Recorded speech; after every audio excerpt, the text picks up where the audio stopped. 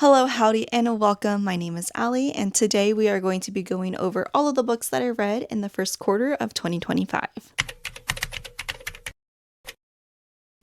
I do apologize for the mess that is in the background. I'm still working on unpacking and moving and decorating my bookshelf.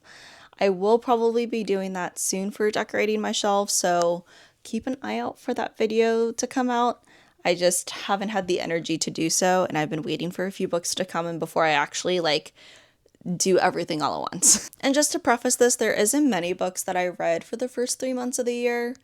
We have had a lot going on in our lives, from, closing on our home, moving in, unpacking, working, going, doing schoolwork online, and also going on vacation in February. I just haven't had a lot of energy to kind of put towards reading, nor actually time to do so. And I have been in a major reading slump for like 6 months to almost a year at this point, but I think I'm finally breaking it. So I'll probably do more monthly reading wrap ups from now on instead of like this quarterly type of shit. So keep an eye out for that. And I'll probably do videos on books that I've read in previous years just because I would love to go over those and kind of relive some of those memories maybe that I don't remember. The first book that I read for the year was on Kindle Unlimited. It was The Lies We Steal by Monty J. It is the first book in the Hollow Boy series, and I rated it 4.25 stars.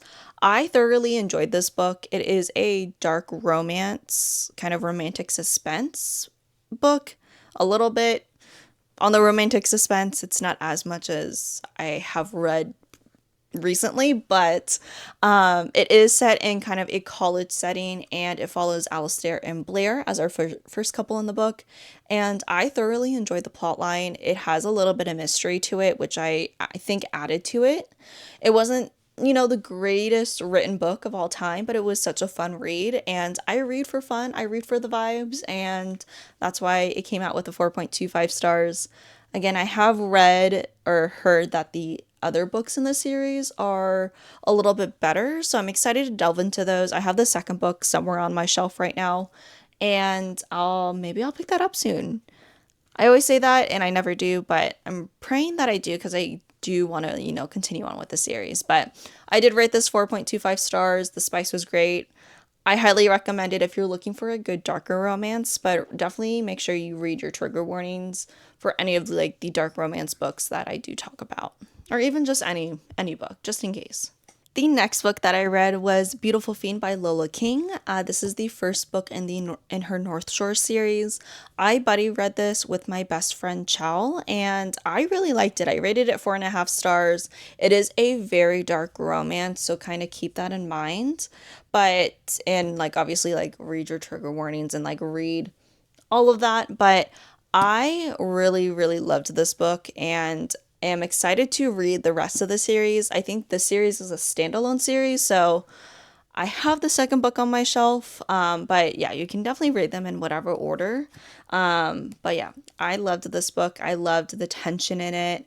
I think the first or the last 25% I think kind of felt rushed for me if I remember correctly, but definitely really good. The next book was also a buddy read with my bestie Grace. It was The Annihilator by Runix. This is book 5 of the Darkverse series. I did read it on Kindle Unlimited. I love the Darkverse series. I want to put that out there. I absolutely love the Darkverse series so far from what I've read. The first 3 books were absolutely chef's kiss. The 4th book was okay. And the 3rd book, or the 5th book, what the heck? The 5th book, I did rate it as 3.75 stars. I loved it for what it was. I loved the couple and the storyline behind the couple. But in regards to the actual series, I felt like it didn't really add much to the plot line. Granted, we were being introduced to new characters really that, will probably aid in the last book of the series where they all come together. But it just kind of fell flat for me. And even my best friend that I did read this with also kind of felt the same way because we have been buddy reading the Darkverse series together. We absolutely love Tristan and Morgana and Dante and Amara, and I think those might have set really high expectations for us. Again, we loved the book as it was, but serving as an actual 5th book in the plot line and just the series in general, just wasn't what we had wanted from the book. We're still super excited to get into The Syndicator, which is book 6, but kind of keep that in mind. Also, the series is a dark romance, so it's not as dark as the other two books or the first two books that I've like talked about, but still read your trigger warnings. They do kind of get darker as you continue on with the series, so definitely keep that in your little noggin. And just to kind of add on to a previous note, we do know that the MMC in this book is very crucial to the plot line, but it didn't serve anything for the plot line. It was pretty much just like an introduction to these characters in general and their romance, and maybe like a little bit of like his role in the actual plot line, but we felt like it just needed a lot more. And we're hoping to get that in the Syndicator. I have heard mixed reviews about that book as well. But hopefully it does live up to expectations. I think right now our expectations are a little bit lower for the last book, but I do like kind of recommend it, obviously, if you want to finish off the series. But I do recommend, highly, highly, highly recommend the first 3 books in the series. The 4th book, also yes. The 5th book, maybe, but you do have to read it for the plot line. The next book was also on Kindle Unlimited, and it was Rook and Rebel by Kate Crew. This is the first book in her Maverick series, and I rated this 4 stars. It was definitely giving like lights out vibes, and I really liked it. I loved like the comedic element to a dark romance. I think that it was done pretty well. I just wish there was a little bit more chemistry between our FMC and MMC. It kind of felt like insta-lusty in a way. But it was still like it was such a fun read, and I loved the premise of it. I'll definitely be reading more books in this series as they come out. I don't think that the second book is out yet, but I had a blast reading it. I would recommend this if you kind of need like a palette cleanser, but want a palette cleanser that's also a little bit darker. I think it was just like a perfect balance between like dark elements versus comedic elements. I could not think of the word. Next, I read Deep End by Ali Hazelwood. This was a 6-star read for me.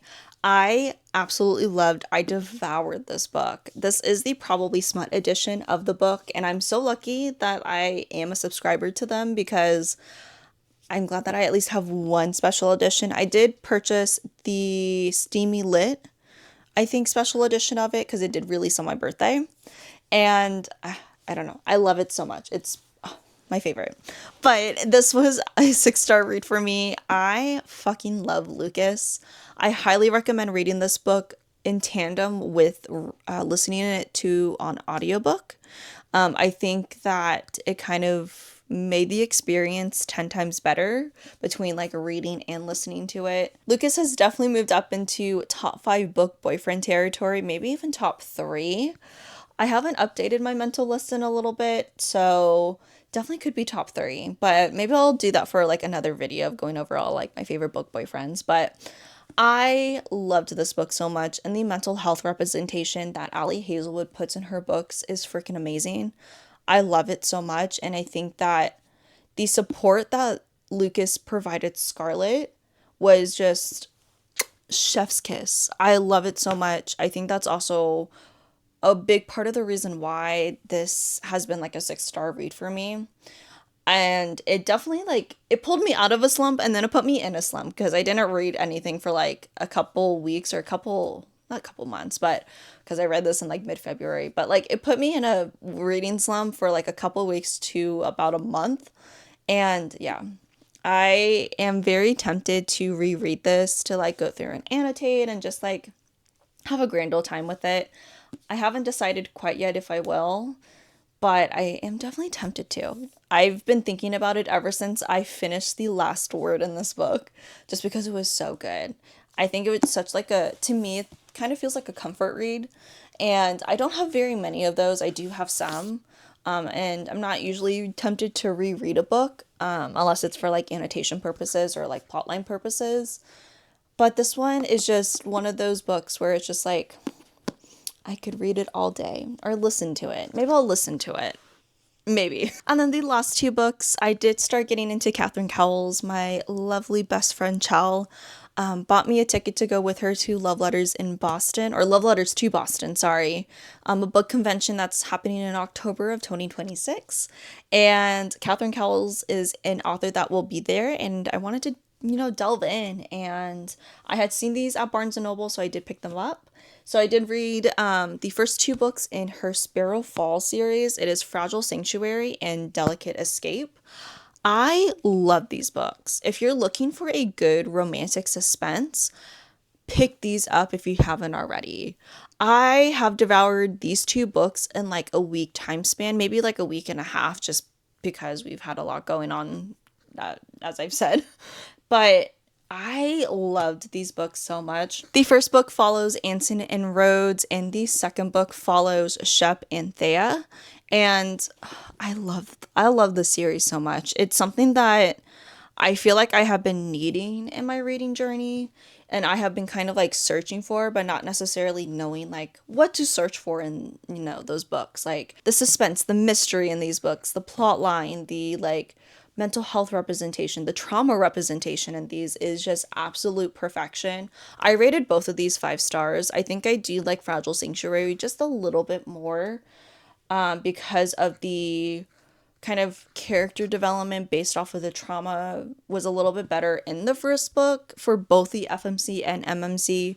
The second book still does a great job. It just focuses more on the FMC more than the MMC's trauma, which is okay. I can understand why, based off of the type of trauma that it is. I just wish that we kind of had more of a better look into how our MMC in Delicate Escape kind of overcomes his trauma. I know that obviously trauma is something that sticks with you no matter what, but kind of coping with that trauma and kind of getting over that at least a little bit with Thea.